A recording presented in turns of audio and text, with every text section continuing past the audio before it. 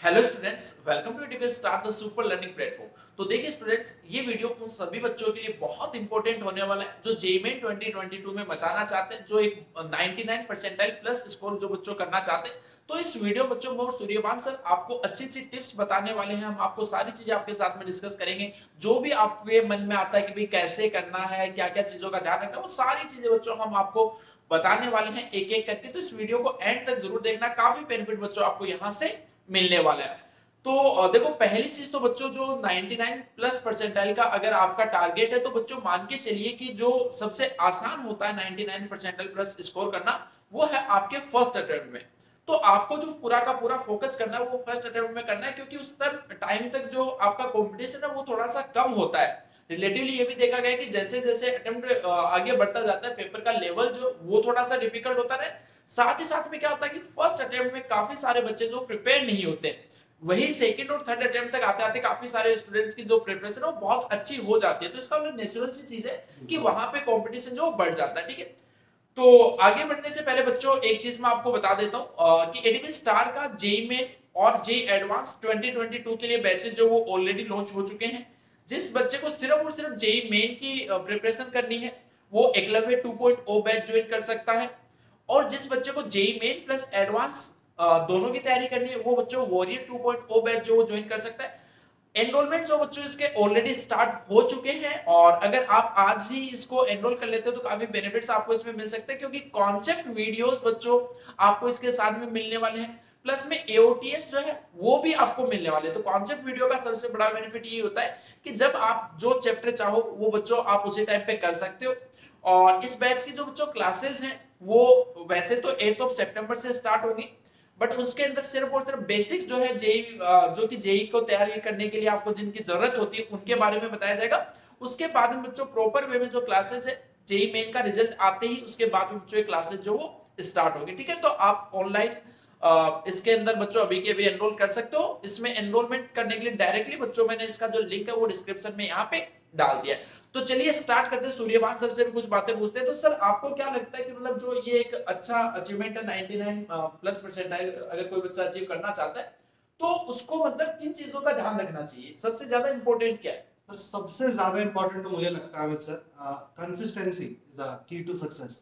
क्योंकि होता क्या है सर, अभी जो बच्चे के पास समय बचा हुआ है 2022 के लिए, बहुत कम समय बचा हुआ है, मैक्स टू मैक्स 5 महीना बचा है। yes. तो इन 5 महीनों के अंदर अगर वो प्रिपरेशन करना स्टार्ट करेगा, तो साथ ही साथ में क्या होगा, उसको लगेगा कि यार कोर्स इतना सारा है, इतने सारे कोर्स में अगर वो बीच में कहीं भी लैग कर जाता है, कहीं भी उसके जो क्लासेस है वो मिस होना स्टार्ट हो जाते हैं, चैप्टर्स मिस होना स्टार्ट हो जाता है, तो कोप अप करते करते इतनी देर हो जाएगी कि वो मैक्सिमम कोर्स का कवरेज कर ही नहीं पाएगा। और जैसा कि अभी सर आप पेपर देख देख पा रहे हो, भैया पूरी चीजें आनी चाहिए आपको, है ना। तो इस बात का बच्चों आपको बहुत अच्छे से ध्यान रखना है कि भाई आपको मैक्सिमम सिलेबस का कवरेज करना है। इसके लिए आप कंसिस्टेंसी मेंटेन करके रखें। देखिए, आपके पास साल 1.5 साल नहीं है कि 4-5 दिन, 5 दिन, 10 दिन, एक हफ्ता अपन ने चिल मार लिया और उसके बाद नहीं वापस से अपन कोप अप कर लेंगे। So this is not the time for it. साथ ही में सर मैं ये भी कहूंगा कि चाहे आप ऑफलाइन ज्वाइन करें चाहे ऑनलाइन ज्वाइन करें, इस बात का बहुत अच्छे से ध्यान रखें कि भैया आप अपनी नोट्स को बहुत अच्छे से मेंटेन करें।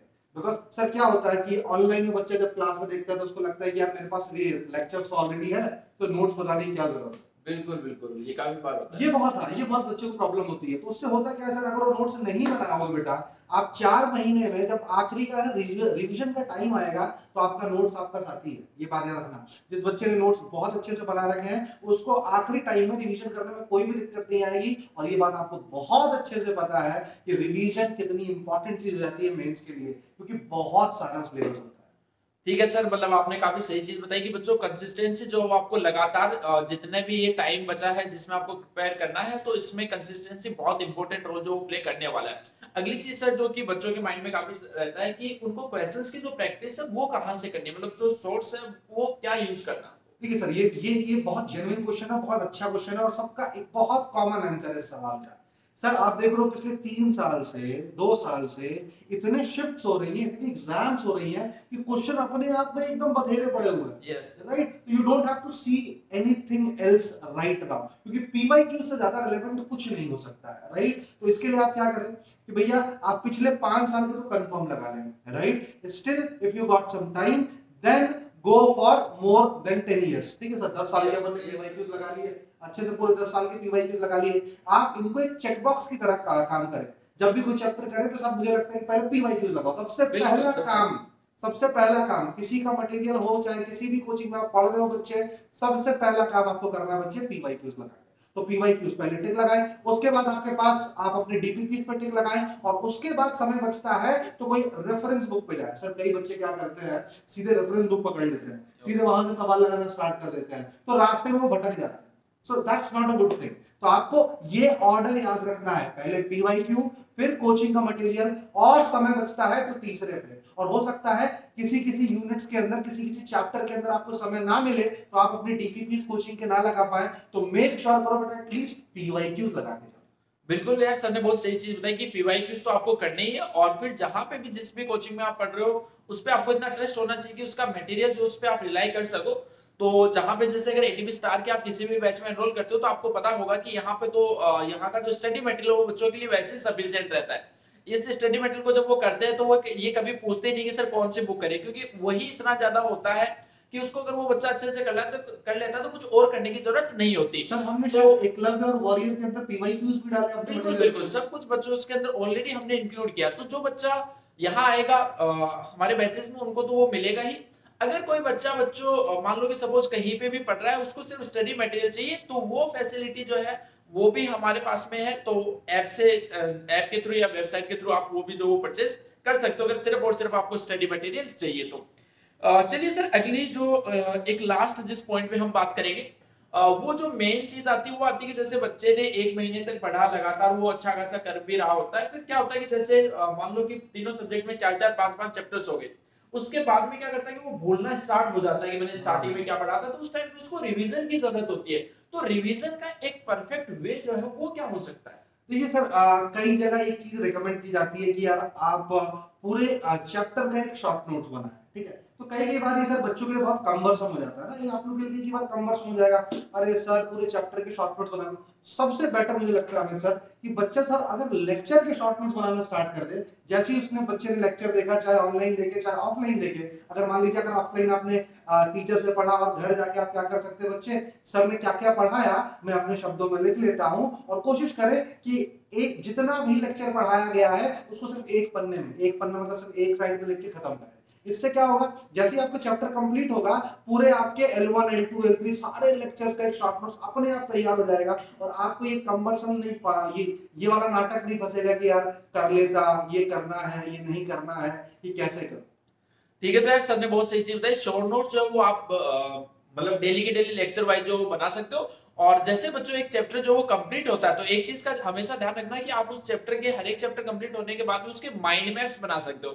माइंड मैप्स का आपको थोड़ा बहुत आइडिया होगा, अगर नहीं है तो बच्चों हमारे यूट्यूब चैनल पे आप जाके देख सकते हो। माइंड मैप का मतलब कि बेसिकली एक चैप्टर जब कंप्लीट होता है तो जब बच्चा पढ़ रहा होता है तो उसको पूरा चैप्टर जो उसके माइंड में वो दौड़ता है कि सर ने पहले लेक्चर में क्या करवाया था, वो तो क्लास का एनवायरनमेंट। तो जो आपका पूरा का पूरा जो फोकस है, अगर आप माइंड में पूरे चैप्टर का खुद से बना लेते हो कि मैंने स्टार्टिंग में ये पढ़ा था, उसके बाद में ये पढ़ा था, और वो खुद से हाथों से अपने बैठ के बच्चों उसको सारी चीजों को नोट डाउन अगर आप कर लेते हो, तो ये चीजें आपके लिए बहुत बेनिफिशियल जो वो हो सकती है। अमित सर एक मतलब बच्चों का ये भी बहुत जेन्युइन कंसर्न रहता है कि सर ये तीनों चीज तो हो गई, अभी अपने आप को एनालाइज करने के लिए मॉक टेस्ट को कैसे ये सेल्फ इवैल्यूएट करें सर? बिल्कुल, देखो सर ने बहुत सही चीज है। तो पहली चीज तो यार आपको देखो हर एक जैसे चैप्टर कंप्लीट होता है तो चैप्टर वाइज टेस्ट जो वो आपको अटेम्प्ट करने चाहिए, और इन चैप्टर वाइज टेस्ट में आप पीवाईक्यू जो उन्हीं को इंक्लूड कर सकते हो। जैसे हमारे जो बैचेस होने वाले हैं उसके अंदर हर एक चैप्टर के अंदर हम बच्चों को चैप्टर वाइज टेस्ट जो वो देने वाले हैं ना, और वो परफेक्टली रेलेवेंट होंगे, और वही पैटर्न होगा जो कि जेईई मेन में पूछा जाता है। उसके बाद में क्या होगा कि उसको प्रॉपर्ली खुद से क्या होता है कि सिर्फ और सिर्फ मॉक टेस्ट देने से काम नहीं चलता। राइट, उसके बाद में मेन चीज है कि उसका आप एनालिसिस कैसे कर रहे हो। एनालिसिस का मतलब बेसिकली क्या होता है, क्योंकि यार देखो मॉक टेस्ट का पर्पस ही होता है कि आप जैसे अलग अलग टेस्ट देते जाते हो तो मेन चीज है कि आपकी वहां पे गलतियां बहुत होती है, बिल्कुल बिल्कुल। लेकिन गलतियां आप करते जाओ। लेकिन बच्चों आपको क्या ध्यान रखना कि हर एक टेस्ट में आपको नई गलतियां करनी है। कोई भी मॉक टेस्ट आप देते हो और अगले मॉक टेस्ट पे जब आप जाते हो तो कोई भी गलती जो आपकी रिपीटेटिव नहीं होनी चाहिए। जो भी मिस्टेक आप कर रहे हो उनको रिमूव करते हुए चलो, नई नई गलतियां करो, हर एक पेपर जो है उसको एनालाइज करते हुए चलो। तो बच्चों मान के चलो कि जब आपका जेईई का पेपर आएगा तो आपके पास में नई गलती करने के लिए कोई गलती जो वो नहीं बचने वाली। बिल्कुल बिल्कुल। तो सर ये चारों पॉइंट्स हमें लगता है कि आपको नोट डाउन कर लेने चाहिए और टाइम टू टाइम आपको इन पॉइंट्स को जरूर गो थ्रू होना चाहिए। ठीक है बच्चों, तो अगर आप भी अपने सपनों को साकार करना चाहते हो, अगर आप भी चाहते हो कि आप 99 परसेंटाइल या उससे ऊपर लेके आए, तो इन सारे पॉइंट्स का बच्चों आप अच्छे से ध्यान रखना। और एकलव्य और वॉरियर बैच के बारे में जो हमने ऑलरेडी आपको बता दिया, तो इसके एनरोलमेंट जो है वो ऑलरेडी स्टार्ट हो चुके हैं। तो जल्द से जल्द जो इसकी स्पेशल फी है उसका बेनिफिट लेने के लिए आप जल्द से जल्द इसके अंदर एनरोल कर सकते हो। Okay guys, best of luck.